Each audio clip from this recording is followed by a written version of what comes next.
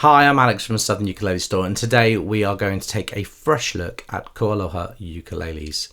KoAloha ukuleles have been going since the mid-90s, and they were started by Pops Akami, one of the most magnetic and beloved figures in the ukulele world. So when I visited Hawaii back in January, I was supposed to spend the day with Paul Akami, and Paul Akami runs the operations at KoAloha, and for whatever reason I could tell that they were having some trouble that day. Maybe he was having trouble getting in, but I had the pleasure of spending some time with Pops instead, and we went on this wacky journey where he told me lots of stories about friends of his, and he just held court with me for a few hours until I started to panic that he was getting me to film so much content I might actually not have enough battery to film content with Paul Akami or an interview if I had the opportunity. But I just went ahead with it anyway, and I didn't really care. I thought, you know, this guy is he's seen it all and he's done it all, and he continues in the corner of the KoAloha facility to build his own ukes ukuleles, although he's handed operations of the KoAloha ukulele over to his sons, and they do a great job with it. It's a small family run facility, actually, with the third generation coming through now, building ukuleles on the factory floor. And KoAloha have something special about them. There's this feeling of peace and joy that comes with playing a Hawaiian ukulele. It's the sound, maybe. There's something just inherent. It's that aloha spirit that they talk about inside these ukuleles. But actually, just to look at a KoAloha ukulele, you've got a unique shape, a unique sound hole, lots of unique features, and you've even got the 5-point crown. There's so many things that if you were to do the old they call it the brown bag test, where if you put a musical instrument in a brown bag, could you still identify it? That's how you know something is unique. And that is definitely the case with a KoAloha ukulele. Just iconic in every sense. These days they build either out of koa or mango, with a few red label customs and specials coming through, although most of them are now sold direct through KoAloha themselves or Hawaiian dealers. The standard koa ukuleles have been the bread and butter of Southern Ukulele Store since we opened in 2008. We're going to look today at the Pikake Satin models and the 00 gloss models, all in koa. We've had mango in the past, but the koa models for me, they are as much the quintessential Hawaiian uke as anything else. So let's start today by having a look at a KCM10 and a KTM10. These are part of the Pikake series that KoAloha make, so a stripped back satin simple ukulele that just does everything as you would want. The KCM10 that I've got in my hand right here is a traditional concert size. The body depth on a KoAloha is just a hair slimmer than most, and it really is just a tiny bit, but you do notice it when you're playing them side by side with other brands. The KoAloha neck itself is unique with a 37mm nut width, although the actual string spacing inside is just 27mm. So the inside string spacing is reduced so that you don't roll your finger off the fret when you play, and the fret edges are kind of clipped towards the end of the fingerboard, so it's a completely unique feel. You have the 5-point crown headstock here in koa with the KoAloha logo inlaid in abalone. And modern KoAlohas, going back 3 or 4 years now, have these geared tuners with the KoAloha logo and amber buttons. KoAloha were initially a plastics company, actually producing plastic protective materials for like workers, PPE, and credit to them, they actually retooled their facility and picked up manufacturing of essential PPE during COVID.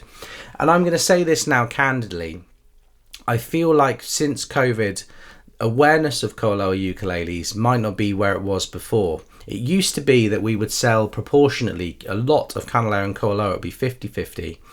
But it seems to be the purists or the ukulele players that have been playing for a number of years that come in looking at KoAloha these days, and newer players, whether they gravitate subconsciously towards something with a wider 38mm nut width, or whether the design just isn't being played by a lot of prominent players.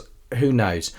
A KoAloha is something that we tend to put in people's hands here at SUS, and much like the Rebel ukuleles, which are born out of much of this design process and then transferred over to Thailand, these ukuleles just have something a bit more petite about them.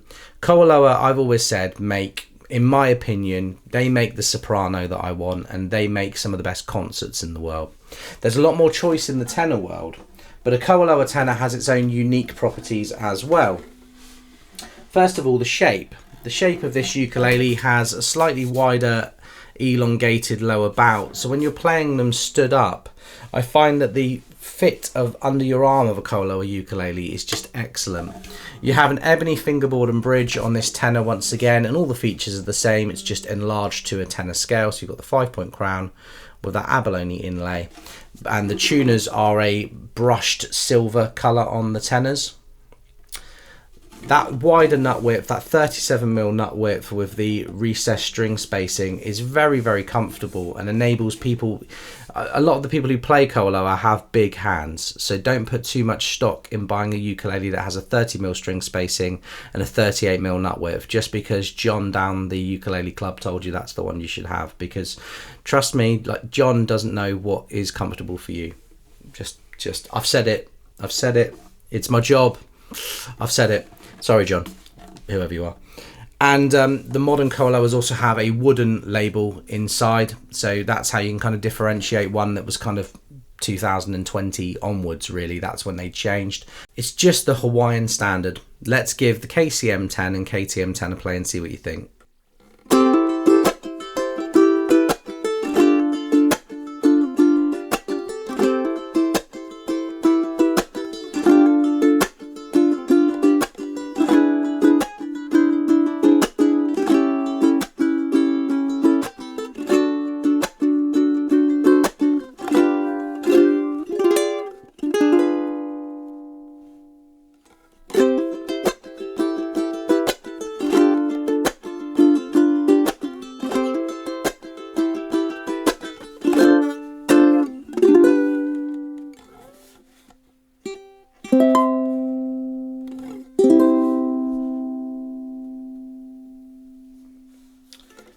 Just rich and golden and bright, and makes me happy.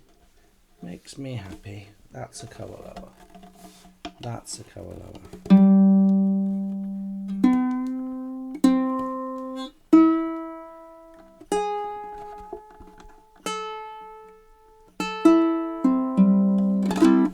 So I will say, all of the KoAloha tenors come out of the factory with an unwound low G.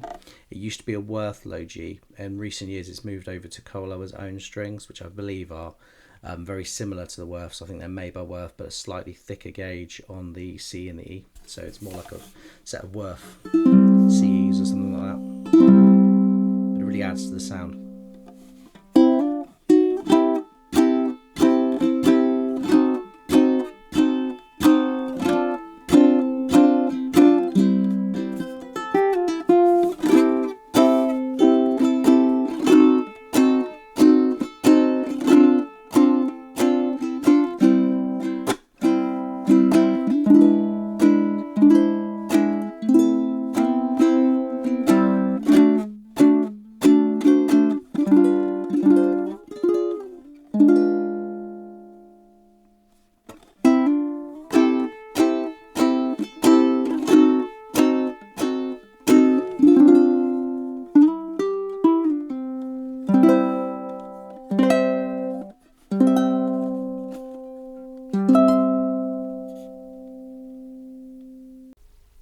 Next up today, we have the flagship model in the KoAloha range. This is the KCM00 and the KTM00.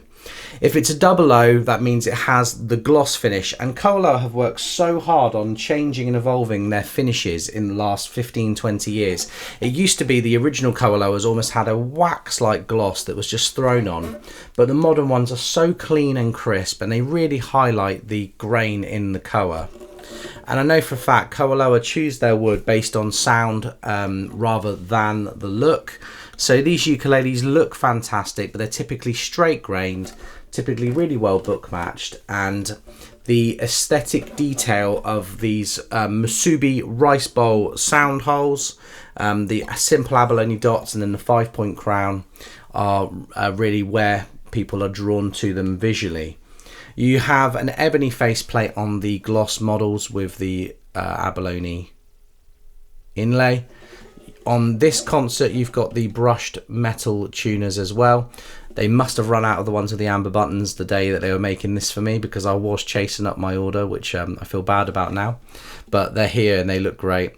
The neck on a KoAloha I didn't talk about in the previous model, but it's a very, very slim neck, really comfortable for people with smaller hands, but equally just a really contoured and dialed in instrument. So they just play very, very smooth all the way up, and they don't gradually go up in thickness. It remains very, very slender throughout, all the way down to this really lovely sculpted CNC shaped heel joint.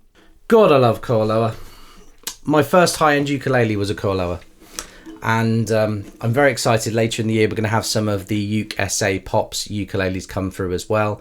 Pops has made some really wacky things in the last couple of decades. You're talking about a pineapple sundae ukulele, the scepter ukulele that we've had before, and even a jukebox. Pops is making us a jukebox. So if you're into this KoAloha design and you want something a little bit more esoteric in the months to come, I'm really hoping by the end of 2025 to have another delivery of KoAloha and Uke SA to show off the full range of what they do.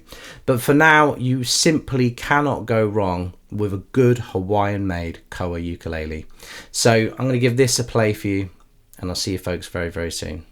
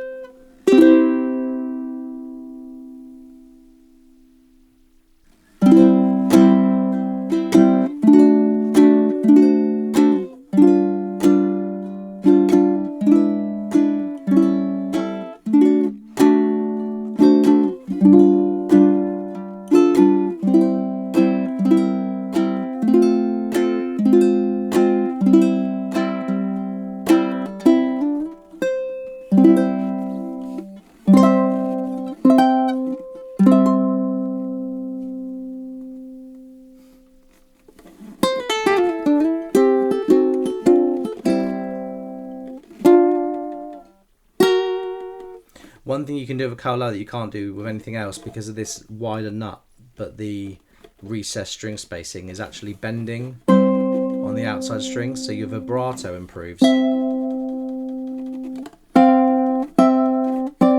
Because there's room for the string to move without it falling off the end of the fingerboard. Like, you can make it fall off the fingerboard.